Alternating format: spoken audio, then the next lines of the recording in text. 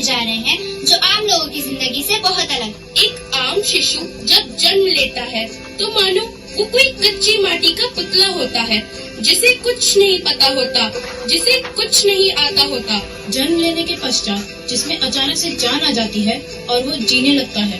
फिर समय के साथ साथ धीरे धीरे वो मनुष्य जीवन की सारी प्रतिक्रियाएं सीखने लगता है। कैसे चलना है, कैसे बोलना है, कब हंसना है, कब रोना है, कैसे परायों के संग बात करना है, कैसे अपनों के संग घुलना मिलना है। हम सभी का जीवन ऐसे ही गुजरा है ना?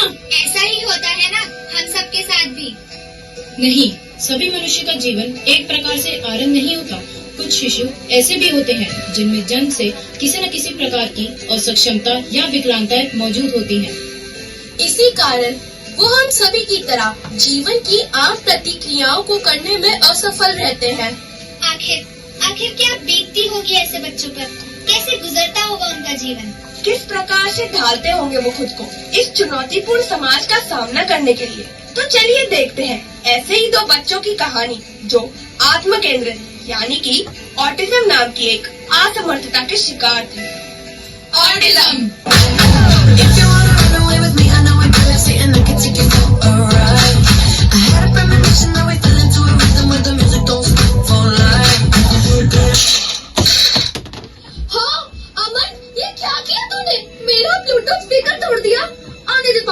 बताती हूँ कितना नुकसान करा दिया उनका। अब खड़ा खड़ा देख क्या रहा है, चल उठा इसे। अरे क्या हुआ आंचल, क्यों डांट रही है इसे? इतनी जोर जोर से चीख रही है, किचन तक आवाज आ रही है तेरी। मम्मा आपको पता चलेगा ना तो आप भी डांटोगे इसे। पता है क्या किया है इसने? अच्छा ऐसा क्या कर दिया? ये देखो आप खुद ही देख लो। ये ब्लूटूथ स्पीकर पिछले हफ्ते खरीदा था और इसने गिरा के तोड़ दिया। हाँ अमन, क्या ये आपने किया है? बोलो मम्मा क्या पूछ रही है आपसे? क्या ये आपने किया है? अमन इधर उधर मत देखो और बताओ क्या ये आपने किया है? मम्मा ये क्या बताएगा, मैं बता रही हूँ ना, मैं डांस कर रही थी और इसने पीछे जाके स्पीकर गिरा दिया। एक मिनट ठहर जाओ, पूछने तो दे उससे। मम्मा आज तक इसने कौन सा जवाब दिया है जो आज देगा? जब भी कुछ पूछो इधर उधर देखकर ड्रामे करता रहता है। वो देखो भाग गया। आंचल तेरा छोटा भाई है, उसे कुछ सिखाएगी तो कुछ सीखेगा ना। भाई कुछ नहीं है, जब देखो तब नुकसान कराता रहता है। पर वैसे भी आपको क्या फर्क पड़ना है, आपको तो इसी की पड़ी रहती है। आप बैठाओ सिखाओ इसे कुछ, मैं चली डांस क्लास, बाय। अरे सुन रुक तो सही, गुस्सा तो इस लड़की की नाक पर रहता है। अमन मम्मा पास आओ। अमन आओ मम्मा पास। मैं कभी बतलाता नहीं पर अंधेरे से डरता हूँ मैं माँ। यूं तो मैं दिखलाता नहीं, तेरी परवाह करता हूँ मैं माँ। तुझे सब है पता है ना माँ, तुझे सब है पता मेरी माँ।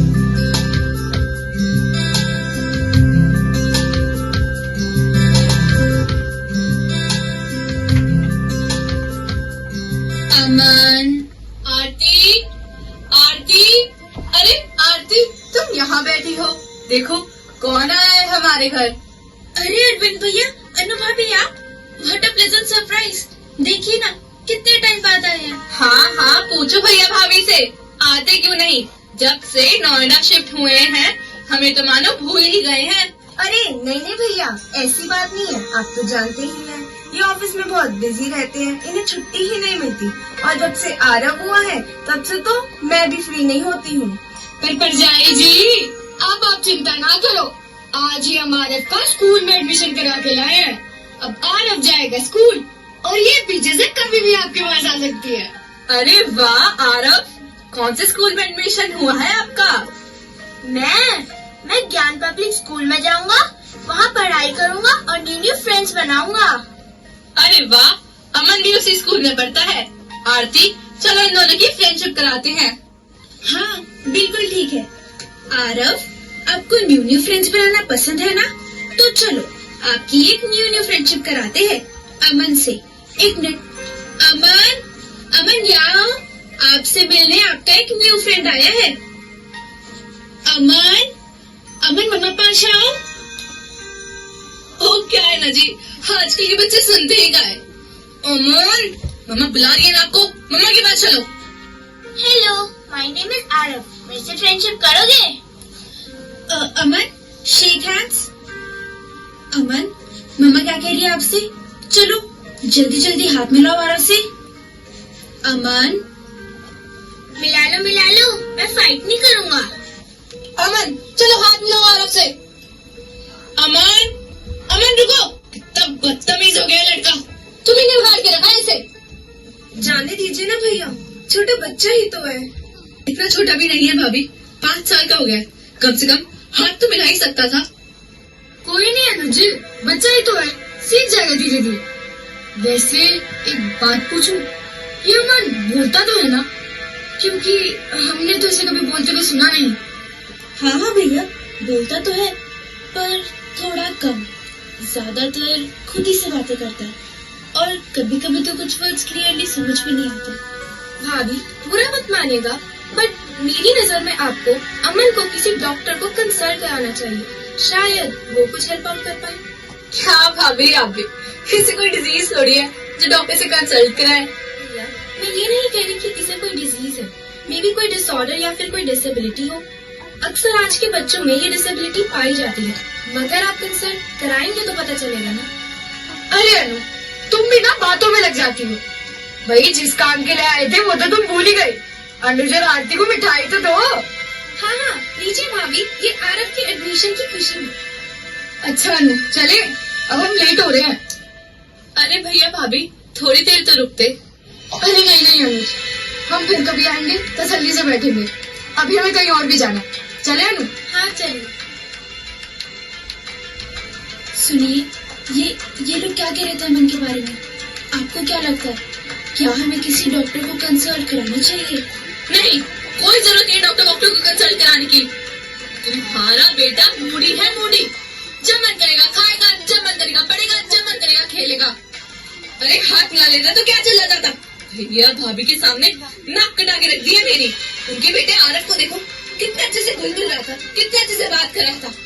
और एक तुम्हारा बेटा है, जयपू का जयपू ही रहेगा। बस भी कीजिए आप, जब देखो अपने बच्चे को दूसरों से कंपेयर करते रहते हैं।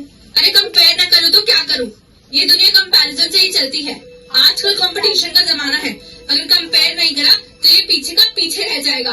पूरी जिंदगी इसे ममाज बॉय बना के रखना है क्या? मैं जा रहा हूँ दुकान। अमन की हेजिटेशन और स्ट्रेंज अनसोशल बिहेवियर को देखते हुए घर पर आए गेस्ट को यह पता चल गया कि अमन किसी न किसी डिसऑर्डर या डिसेबिलिटी का शिकार है। उन्होंने ये बात अमन के पेरेंट्स को आगाह कराई, पर अमन के फादर ने उनकी एडवाइस को नजरअंदाज कर दिया। जाहिर है अमन का ये अनसोशल बिहेवियर पहली और आखिरी बार नहीं था, और कुछ दिन बाद अमन का यही स्ट्रेंज बिहेवियर उसके स्कूल टीचर्स ने भी नोटिस किया। Good morning students. Good morning, ma'am. Okay students, take out your English books. Today we will read chapter number 1, The Lion King. Okay, ma'am. बच्चे, क्या हुआ आपको? आप अपनी बुक्स क्यों नहीं निकाल रहे हो? अच्छा, What is your name? Look at me. क्या नाम है आपका? मैम, इसका नेम ना अमन है। ये ना अपनी बुक्स कभी खुद नहीं निकालता, हमेशा हम ही निकालते हैं। निकाल दे? नहीं, आज अमन अपनी बुक्स खुद निकालेगा, है ना अमन? Take out your notebooks, Aman. Aman, take out your books.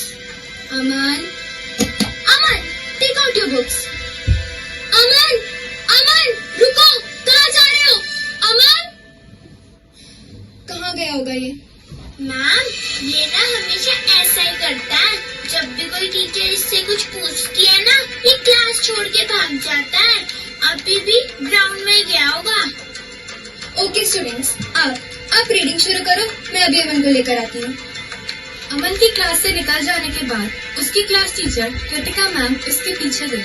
Class के बच्चों के मुताबिक अमन प्लेग्राउंड के पास ही मिला। मैम के बार बार पूछने के बाद भी अमन ने कोई जवाब नहीं दिया। उसकी क्लास टीचर समझ गई थी कि जरूर ये एक चिंता का विषय है, इसलिए वो अमन को इंचार्ज मैम के पास लेकर गई, क्योंकि इंचार्ज मैम खुद एक स्पेशल एजुकेटर थी। इसलिए अमन के स्ट्रेंज बिहेवियर को देखकर वो समझ गई कि अमन ऑटिज्म से गुजर रहा है। उसकी इसी डिसेबिलिटी के बारे में डिस्कस करने के लिए अमन के पेरेंट्स को स्कूल बुलाया। Good morning ma'am.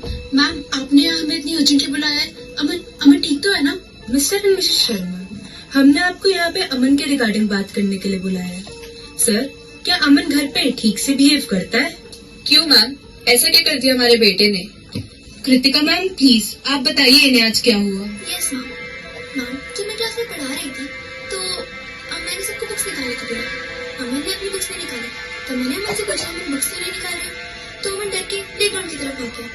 तो बच्चों ने मुझे बताया कि अमन जनरली हर क्लास में यही करता है। अमन किसी से भी बात नहीं करता सर, वो किसी भी टीचर के क्वेश्चन का रिप्लाई नहीं करता, किसी से भी आई कांटेक्ट नहीं करता, और उसे एक नॉर्मल बच्चे की तरह पढ़ाना इज नेक्स्ट टू इम्पॉसिबल। तो क्या हुआ? ये तो नॉर्मल है। आपने इतनी सी बात के लिए हमें स्कूल बुलवा लिया।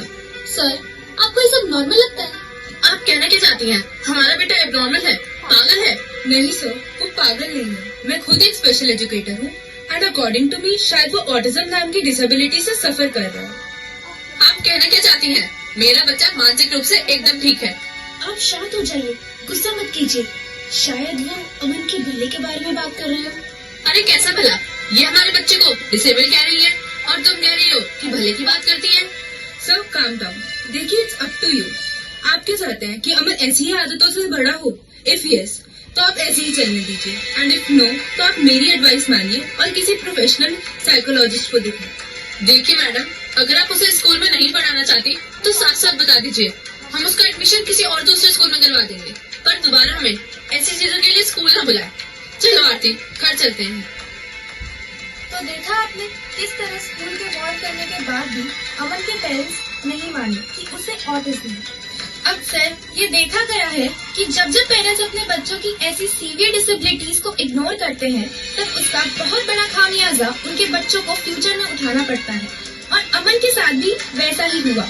उसके autism symptoms time to time बढ़ते गए और उसकी condition day by day worst होती गई। ये देखिए, किसे पूछो है ऐसा क्यों बेजुबां सा ये जहां है। खुशी के पल कहाँ ढूंढूं बेनिशां सा वक्त भी यहाँ है। जाने कितने लबों पे गिरे हैं जिंदगी से कई फासले हैं। बसजते हैं सपने की आंखों में, लकीरें जब छूटे इन हाथों से यूं बेवजह। जो भेजी थी वो जाके आसमां से यूं टकरा गई कि आ गई है लौट के सदा। जो भेजी थी दुआ वो जाके आसमां से यूं टकरा गई कि आ गई है लौट के सदा। ऑटिज्म से पीड़ित बच्चों की जिंदगी ऐसे ही उतार चढ़ाव से भरी होती है। उन्हें जीवन भर ऐसे संघर्षों का सामना करना पड़ता है। तो अब इसमें आपकी क्या राय है? क्या हमें इसी तरह से ऑटिज्म से पीड़ित बच्चों को ट्रीट करना चाहिए, या फिर हमें उन्हें स्पेशल वे से हैंडल करके उनकी लाइफ को बेटर बनाना चाहिए? जैसे कुछ इस तरह।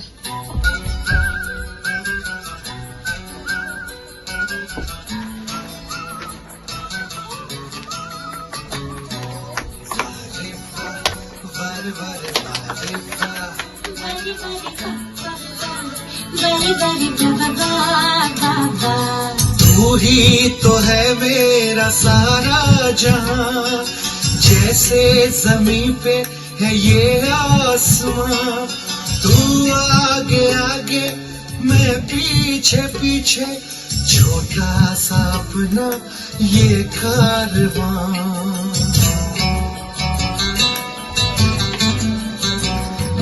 ये दुनिया आती जाती है, तू ही तो मेरे दिल का साथी है।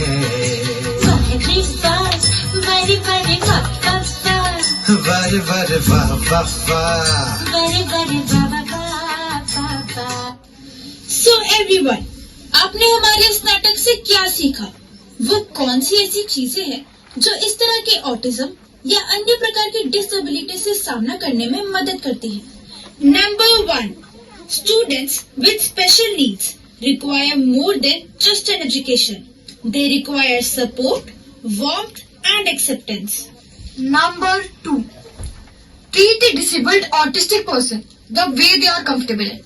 Because a disability like autism isn't a disease. Let's not try to cure it, but understand it. Number 3. If they can't learn the way we teach, then we should teach the way they learn. So to promote our ideology, we need a new start. We need your strength. We need your support. So let's take an oath. If life will pull us down, then we will come back strongly and fight to hold the crown. Live life king size!